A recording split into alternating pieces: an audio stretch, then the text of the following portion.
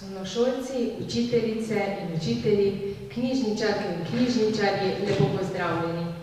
Mesec april, ki je posebej posvečen knjigi, se počasi zaključuje. Preden na široko odpremo vrata maju in vi, dragi otroci, počitnicam, smo v goste povabili mlado pisateljico Zalo Resnik Poljašević, avtorico knjige Kavbojski klobuk, ki je bila kot najboljše delo izbrana na lanskoletnem literarnem natečaju Najstniško pero. Več o tem, kdaj in kako se je odločila za pisanje, kje je vzela ideje za delo in kaj je bil njen navdih, nam bo zaupala avtorica sama. Pogovor z njo bo vodila Majda Degan Kapuš, slavistka in urednica. Z nami pa je tudi Tamara Mošinović-Zadravec, urednica in direktorica založbe Pepinina knjiga, v sodelovanju s katero smo pripravili današnje druženje. Vsem skupaj prav lep pozdrav. V pogovor pa nas bo s krajšim instrumentalom na harmoniko popeljal David Omerzel, učenec osnovne šole Maksa Pleteršnika Pišece. David, izvoli.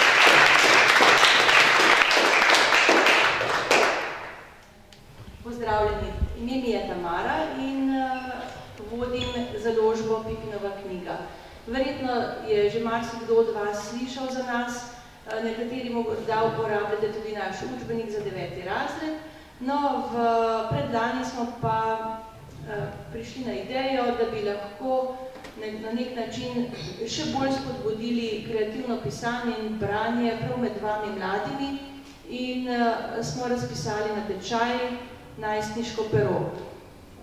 Prav vesela sem, da smo imeli tako velik odziv.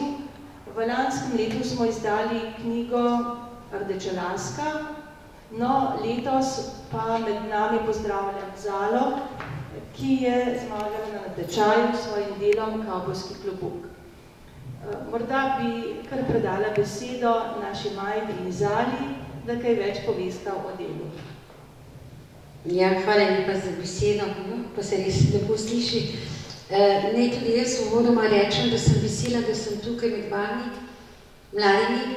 Vesela tudi zato, ker sem kot študentka slovenščine imela priložnost poslušati velikega profesorja Toporišiča, kot vem je letos je Toporišičevo leto, ki je obelodanjeno na različne načine.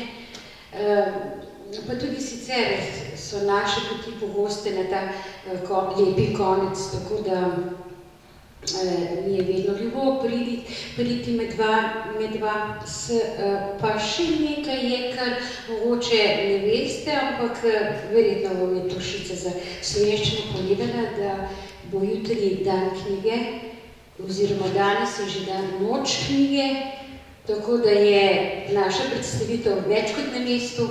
Da je Slovenija ena redkih ali celo edina država, ki praznuje cel teden, kot teden knjige, tako da bomo o tem tudi mogoče kaj povedali, da vsaj obranil v teh najstniških letih Zala. No, kot rečeno, je Zala zmagala na natečaju s knjigo Kavbojski klobuk, malo nenavadna naslov, malo nenavadna tema, ampak zelo, zelo zanimiva, ker je prepletena z marsičem. Tako da mogoče prvo vprašanje, povezavi z dnevom knjige, predvidevam, da si kot majhna deklica zelo rada brala, kako je to izgledalo, kako se je to razraščalo in vplivalo kasneje.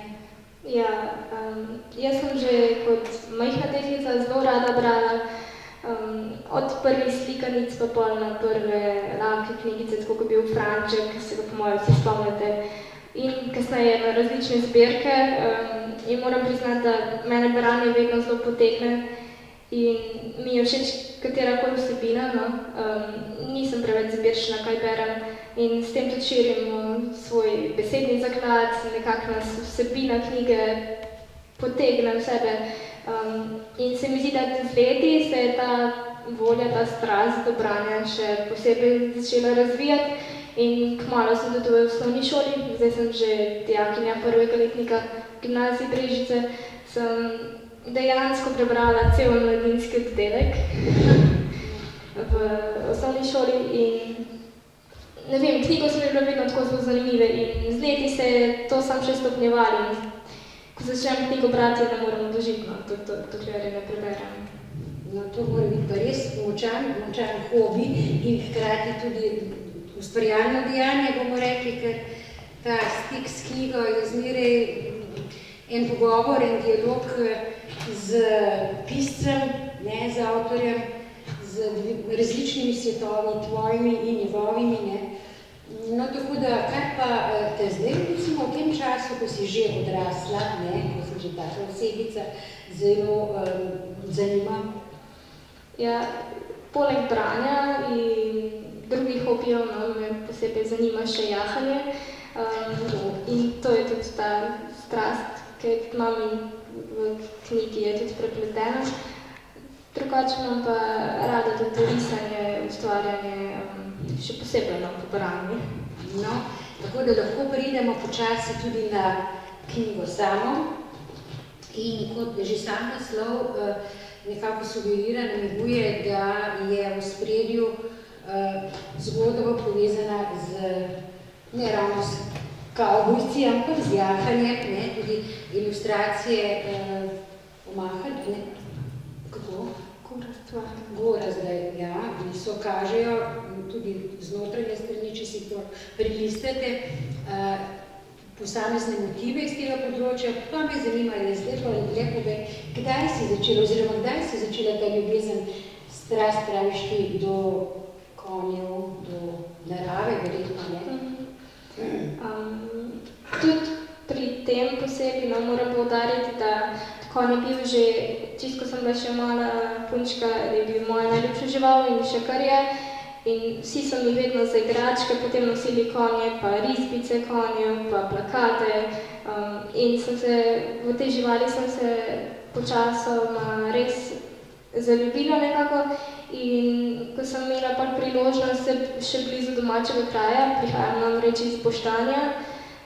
In ko sem slišala, da v Mokronogu obstaja jahalna šola, sem vprašala mami, če lahko grem kdaj tja in ko imam zadnje par let možnost iti jahati na tedenski bazi, se mi zdi, da to ljubezen do konja samo še povečujem. In konji so meni res ene take velike, take mistične živali. Kaj te najbolj tako vznemirilo, da si želela povedati, napisati v knjigi? Želela sem predvsem izpostaviti to, da se moraš boriti za tisto, kar si res želiš. To je res, ja. In da ne smeš obupati, če ti prvič ne uspe, in da moraš slediti svojim sanjam. To sem To je osnovno sporočilo dejansko te knjige. No, zdaj mi pa povej, kako pa združuješ to, oziroma kako lahko resničuješ to ljubezen do konja, imaš svojega konja, jahaš, ki je pri kakšnem znancu, sorodniku? Ja, nažalost nimam svojega konja. To je že kar nekaj se dogaja.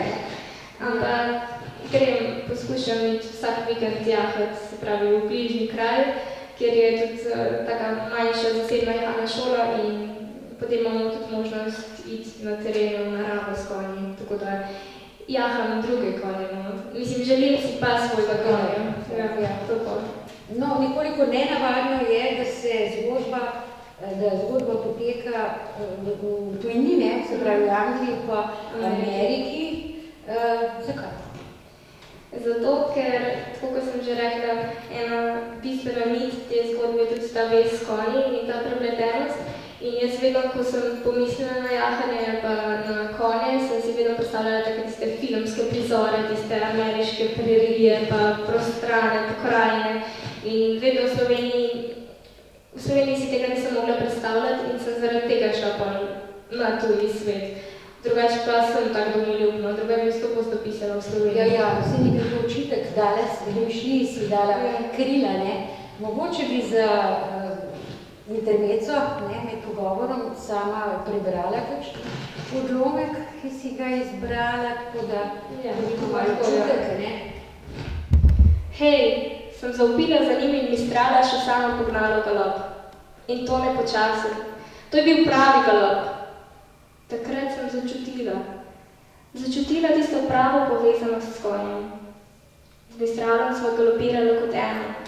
Ker je Luis viharja pogral preko tja z Mistrala in imel rahlo prednost, ki pa se je zmanjševala za vsako sekundo.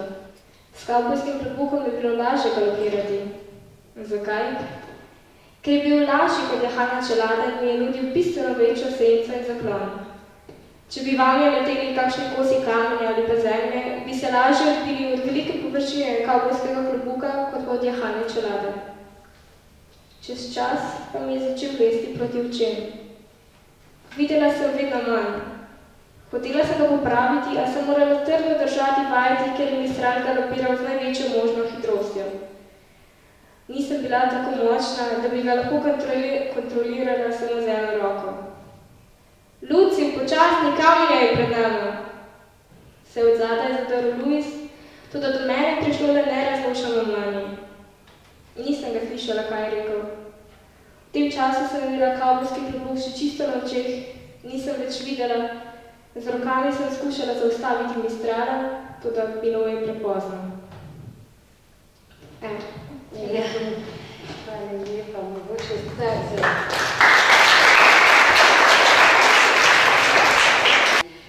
No, ker smo v knjižnici in ker je to tak hram, bi rekla, učenosti na en način, bi te še vprašala, mogoče imaš ti kakšne predloge v tej starosti za branje, v tem času bralnega praznika? Jaz bi predlagala vsem, ki radi berete, da ne gledate predvsem na to, da si berete samo knjigo, ki vam je všeč, pa tematika, naprimer, eni imajo radi znanstveno fantastiko, drugi imate radi zgodovino, pa berete kakšne zgodovinske knjige. Ampak se mi zdi, da najbolj človek širi svoje vzorje, če bere vsega pomalo. In tudi sama imam svoje izkušnje, da smo se včasih malo zvrtovali, ko smo dobili kako domače branje, pa kakšne stare romane, kakšne še stare slovenščine, kar je bilo težko brati. Ampak se mi zdi, da tudi s tem, ker bi to prebral, bi dobil neko novo znanje, mogoče bi na kaj gledal malo drugače. Tako da, če radi berete, vzemite katerokoli knjigo v roke, ker se mi zdi, da čisto vsaka knjiga ima tisto eno rdečo nit, ker lahko človeka potegne. Tako posebnega predloga, kaj bi točno brali, nisem seveda čim več različnih knjig berete. Evo, to je pa moj nasvet. No, sem hotela pokazati še, ne vem, če boste videli, ampak je Zala tudi sama narisala konja in to zelo dobro, verjetno ne vidite, boste si lahko potem približali, poleg Gorazda Bahna, je to še njena ilustracija. Za zaključek pa tebi besedo, Tamara. No, morda samo to, da nagrada za njeno dobro risanje je tudi izlet oziroma ekskurzija v Estonijo, sem prav razumela. Tako da kar pogumno naprej. Ni nujno, da je to pisanje, slikanje, risanje. V vas je marsikakšen talent verjetno za karkoli. Nikoli ne obupati, poskusiti, če prvič ne uspe, bo drugič, tretjič. Enkrat bo že uspelo. V tej priliki bi se resnično rada zahvalila knjižnici Brežice za tako prijazen sprejem. Vsem vam, učencem, da ste prišli poslušati nas, da ste prišli poslušati o Zalini knjigi in upam, da se slišimo, vidimo na naslednjem nagradnem natečaju. Drugače pa v prihodnosti prijetne počitnice, dober zaključek šolskega leta in potem dolge, dolge prijetne počitnice. Hvala.